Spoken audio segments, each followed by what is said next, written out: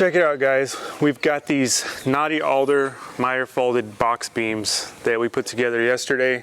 Just put some shipping tape on these, put some glue in there, folded them together, shot them a couple times with some small finish nails, and these things should be good to go. So we're gonna install these. This is a really simple box beam grid installation. So I'm gonna show you guys the room that we're working in, show you how we go about accomplishing one of these installs and just making this thing happen. This is our little recessed ceiling here, and this is a really simple install. This is about an 8x8 square.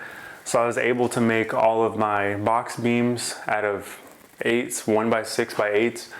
So we've got these red lines here, these red chalk lines, those indicate where the beams are gonna go. So that's 5.5 inches. So I've got 2x6s to frame this stuff with. We're gonna have to rip those down because 2x6s are also 5.5 inches. The face of this is 5.5, but since we have this 3/4 inch miter on each side, that adds up to 1.5 inches. So we take 5.5 minus 1.5 inches, that leaves us with 4 inches. So we need to rip all of our framing lumber down to 4 inches so it can fit right in the middle of that U shape on that box beam. So I've got the little compact table saw here, and I'm not really a fan of these battery powered table saws, but DeWalt was nice enough to send me this. They said, maybe this will change your mind. Look at this big mama right here. This is a 15 amp hour battery, 60 volt, 20 volt, 60 volt, so you could actually use this on any DeWalt tool. Pretty crazy, but let's see if it changes my mind. Now I don't have a lot to rip down today, so this isn't really a good example, but this is my first time using it, and I wanna see what I think of it, because the biggest problem I have with these, they just lack power and runtime. So let's give it a shot. Pretty quiet.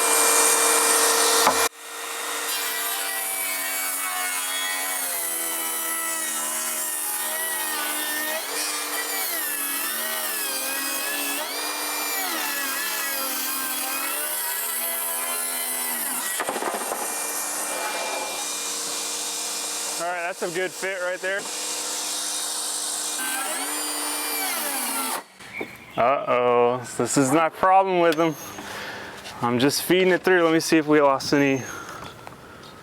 Still got full bars. I'm being a little aggressive with my feed rate too. I'm treating this like a corded table saw, which in my opinion, I should be able to. So let's start her back up.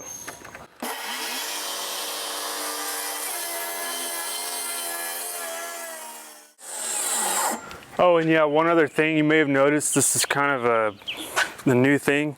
A lot of my YouTube friends were saying, hey, you need to try shorts, it's awesome. They actually are pretty cool. Like I can feel a breeze and everything, it's awesome.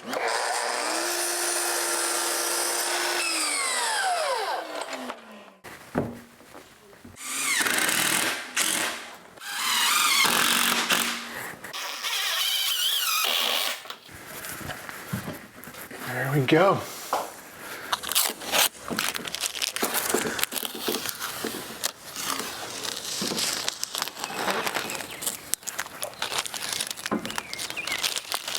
I've got that nice sharp edge, but I'm gonna round that over just a hair. And to do that, I'm gonna just pass with the sander like this at that angle, just ever so slightly. I'm not gonna stay in one place too long. I'm just gonna do this.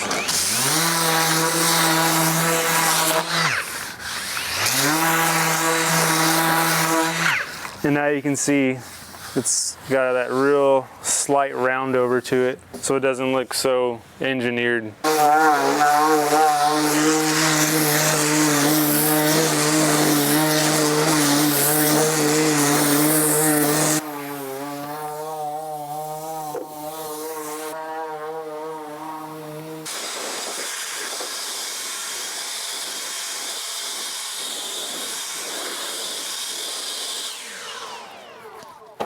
All right guys, so we've got our 4 beams sanded, prepped, ready to go, ready to be installed. We started with 100 grit just to get that heavy squeeze out of there, and then we worked our way up from 180 and then finally 220. So these things are smooth, good to go, and we'll cut our first beam.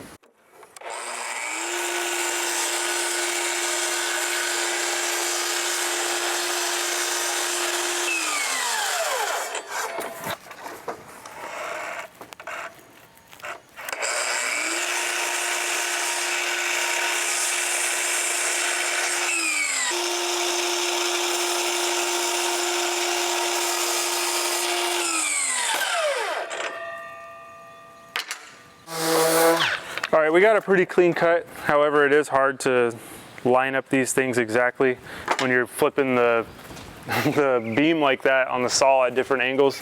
So I was just cleaning up the little edges that were hanging over.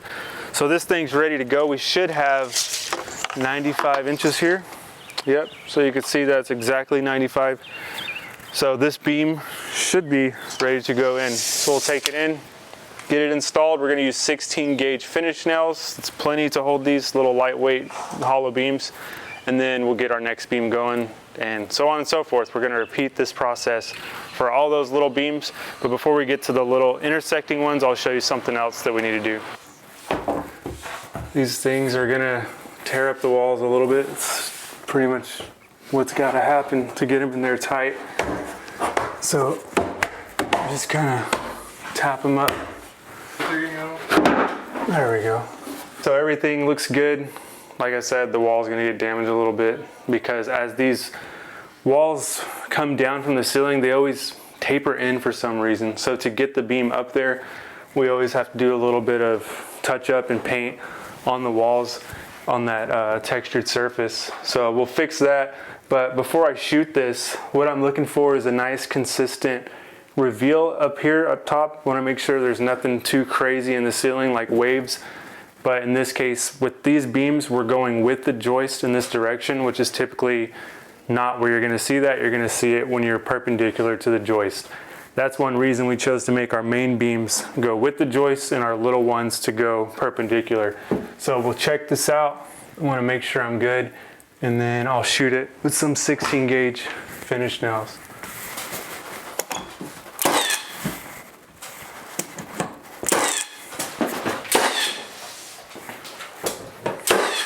Beam number 2, and you better believe it, we're gonna have to jam this one in too. All right, I think we got it.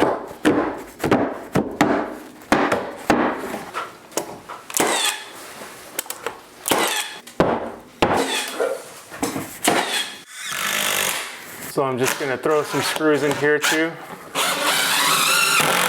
Connect our two framings so this thing's all locked together.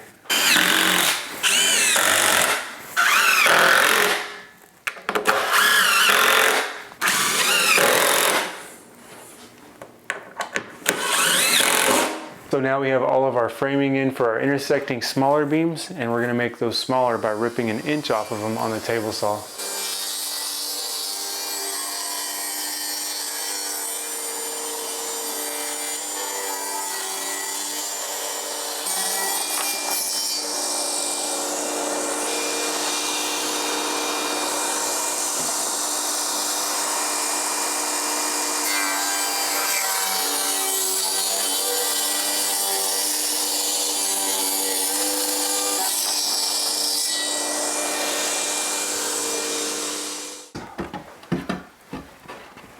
Go.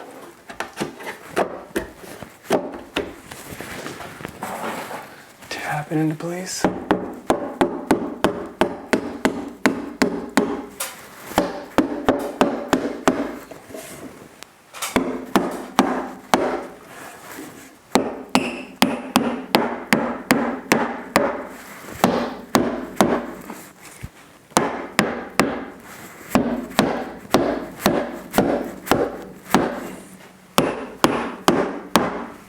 Nice tight fit there.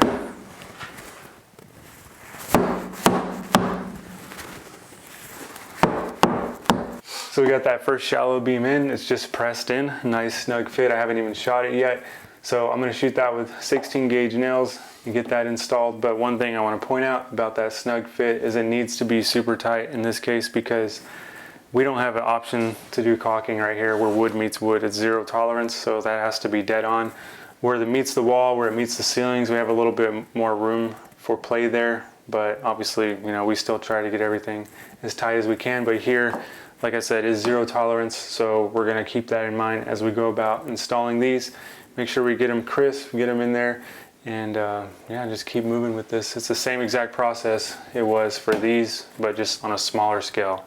So there you have it, guys. Pretty simple install on these intersecting box beams. I think it makes a huge difference up in this recessed area of the ceiling. Main detail here is those intersecting beams are shallower than the main beams. So that really adds to the whole look, gives you that nice shadow line, and gives you some architectural feel.